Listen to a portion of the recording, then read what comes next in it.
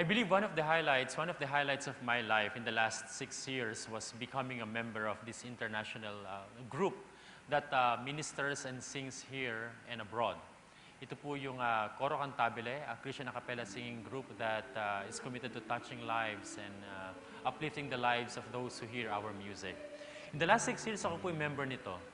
Alam ko lang ako ay kumakanta, nasa tono, at nakabasa ng konting notes. I mean also a little bit into art. At yung aking master's sa seminary at yung aking tinapos ng college ay para isang package nagkalakip-lakip so that to where I am right now, it's like a fulfillment. Isang pangarap na hindi ko naman hiningi, hindi ko pinangain. Isang katuparan ng hindi ko naman talaga pinangarap. But it just happened. Nangyari na lang siya. Doon ko na-appreciate lalo kung gaano kabiyaya yung Lord sa akin, tsaka yung pangako sa Jeremiah 29:11 that He knows the plans He has for me. More than sa naiisip ko na material blessings or a good future, a good family, the Lord has prepared so much things and surprises that my mind can comprehend nor imagine because of my limited capacity to understand His working in me and through me. So why did I say na parang isa yun sa mga highlights? You know, it was 2011 when I first experienced my first ever international flight was in Germany. So pag nag-travel po ang singing group namin, humahalik sa lupa, kakanta, meet people, meet the Germans, tapos lilipat din sa Spain, and then lipat sa Italy, sa Amsterdam, at sa ganito lugar, etc., etc. You know, hindi ko talaga maunawaan, even up to this point, I'm talking to you that, how can this be when parang a very, very poor young boy who grew in the province, in the rice fields of Nueva Ecija, would transfer to another equally and parang even an exaggerated poverty situation meron kami dito sa Metro Manila, would someday be to this very beautiful, bounty, blessed places like Europe. I could remember na experience yung first time akong makakita ng mga apple trees naglipa na kaliwat kanan, na yung halos yung magkandaw kay mababaliw ka na, ito pala yung binibili mo lang sa palengke, itong tumpok-tumpok, minsan mga panat pa, pero ito talagang fresh na fresh, kakagatin mo, dumudugo yung gilagin mo, sapagkat ang lutong-lutong sabaw, gumaganto. Naalala ko yung unang pagpitas namin sa Germany, parang I was thinking of my family, Lord, sana dito yung family. Lord, sana yung bunsong kapatid, parang nagkukumahog din siya at parang yung sobrang halos, tumatalon siya na parang buhatin mo ko para abutin natin pinakamapulang mansanas. You know, I was very, very happy, but I was thinking, and sana dito yung kapatid ko, sana dito yung nanay ko, sana nakikita nila to, sana yung ginaw, sana yung snow, nakita nila. Ang matingkad na kulay ng mga orchids, sa mga bulak dito, ganyan. Pagkain, ang brood, ang amoy ng aroma. And the beautiful people, ang ganda ng mga suot, ang mga jacket, ang kapal na mga nalagay sa leeg na hindi ko alam mga tawag noon. It was so good.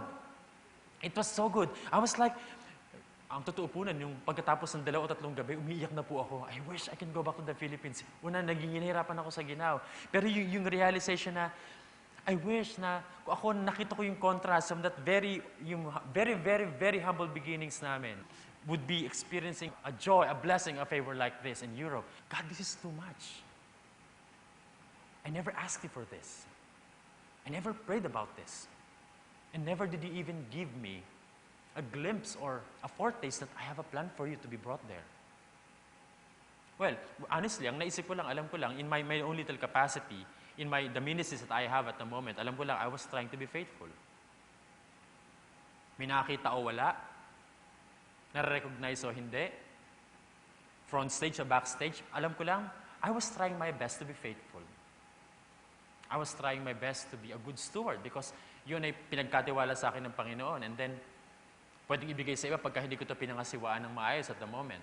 Tapos naalala ko rin, yung sa Europe, ang ano po doon, hindi ko pa rin I could never parang forget about or tumalikod talaga sa sinimulan. Kasi kita mo yung journey, yung travel, yung trajectory from your beginning to where am I right now, and the experiences that God is giving me out of His abundant and extravagant grace and love for me and for my family. But you see, there's a meaning, there's a message. God is like parang transpiring a very clear and crystal message for me to ponder upon, to reflect upon. That He is drawing something, that my life is being led to somewhere for my good. Na-realize ko din, na pagka, yung feeling na pagpapasok ka sa isang bahay na maganda, na eto, ang rangya nito, bukod sa naisip mo yung pamilya mo, ay yung comparison. I remember, this was very, very clear. Nakatira kami sa squatters. 4 kayo magkakapatid, we would feed ourselves with 1 lucky me. 4 kami, nakapalibot kami dyan, then nakaupo kami in Indian seat. We would take turns in sipping that hot soup. Tapos the experience of yung pumpkin soup, yung masarap na soup, hindi ko mabasa yung mga pangalan. Dati, Lucky Me lang. Dati itong noodles lang na ito. But now, God is allowing me to experience all this. But you know, hindi mo pwedeng ihambing yung karanasan in that one instant, sa shape pack of noodles, enjoying by your family, but there's joy, there's happiness, there's contentment. When then the experience of enjoying this sumptuous, this mouth-watering meals and soup na ine-enjoy sa isang very long stretch of table na punong-puno ng mga pagkain. But all these things cannot be compared to the times and to the reality and the fact that what's inside a person, the joy, the contentment, the happiness, the attitude of gratefulness and being thankful, whether in need or in want, is something that God, I believe, has been putting into my heart, into our hearts, for us to become better stewards and for us to be better players and, you know, and recipients of the blessings. Life, most specifically, being the ultimate and the blessing na binigay sa akin ng Panginoon. I think and I believe God is allowing me to see and allowing me to reflect in the contrast of all these two, so that magkaroon ako ng realization in my desire to witness, in my desire to bless, in my desire to minister to people, whether rich, whether poor, whether in the middle, but these experiences will have a meaning someday. Itong mga karanasan na ito ay magkakaroon ng magandang pagsasakatuparan o pagpapalagay ng kalooban ng damdamin para maging pagkapala, because I myself have experienced this and still experiencing this because I'm still in the process, so that I get to realize, and we all get to realize that God is fully at work. God is sovereign.